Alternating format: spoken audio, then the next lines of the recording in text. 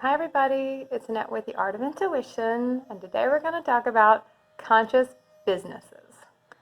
So this is a question that I get more often than not when I start working with people who want to start a business or have a business. How do you have a business that is what they would call a conscious business, a more intuitive business that is more heart-opening, more for the collective, just operating from a different plane than just your normal 3D business.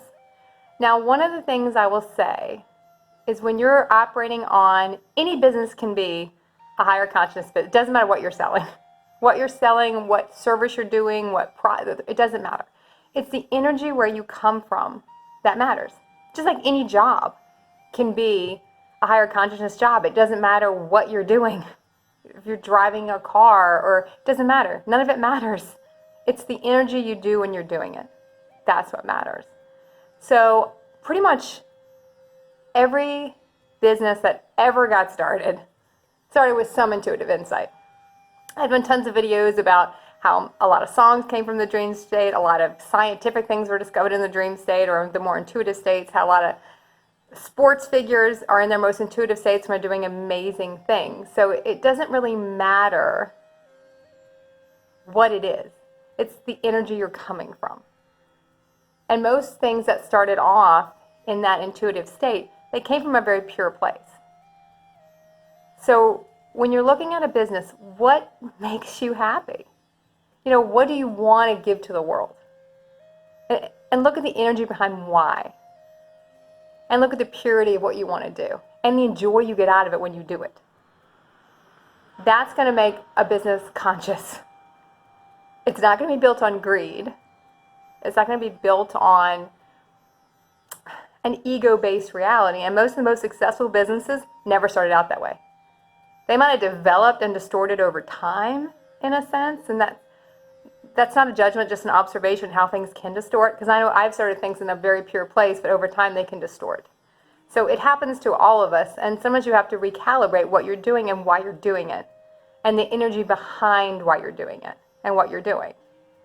One of the big things when you're looking at your energy is coming from that place where money doesn't matter. Would you do these things if you weren't making money?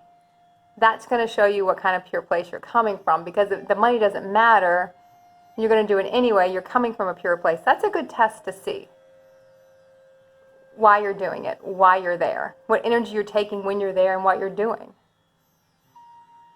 Working in a lot of different realities. Look at a lot of people also get into the price.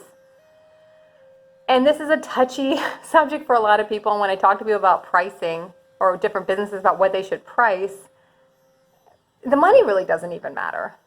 I mean, I try to work in all different realities. I have a lot of stuff out there for free. I do lots of videos. I'll do talks for free. Anything I do for the collective, I try to do for free. And if someone wants to talk to me one-on-one, then I charge. And that's usually what I would suggest for other people. In some kind of way, work in all realities. Make sure you have something for everyone, no matter what phase people are in, no matter how much money they can spend. There's still a way they can participate in your work. There's still a way they can participate in your service. Because at the end, really, the money doesn't matter. As long as we live in a money society, we need money. We require money so we can keep the businesses going, keep doing what we're doing. But money is really never the driving factor. If you're ever making a decision based on money, you're not coming from that energy to begin with. And I have to check myself a lot on that, is when I'm making a decision or not making a decision, if the energy is based on money. Am I making the decision purely based on money? And that's never going to end up where you want it to, not in the long term. So when you're looking at your business, look at what energy you're bringing to it.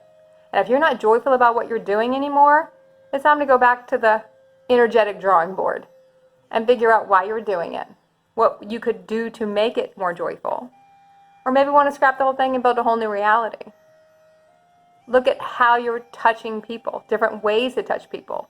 Get creative about what you're doing. And remember, everything, every business, every job can have a higher consciousness vibration. It's the energy we bring and the energy we're building on. That's what's important. Marketing's another thing you'll get into with businesses, where really the higher you vibrate, you don't really need to market in a sense.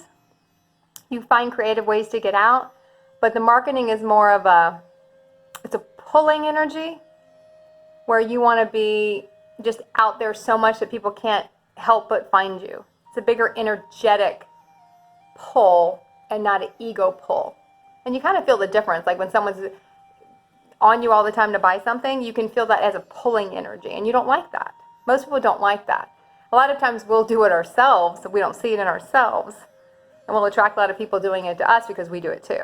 So look at also who your clients are. That'll tell you your business model already and what energy you're coming from, because they're going to show you back what your energy you're carrying when you're doing it.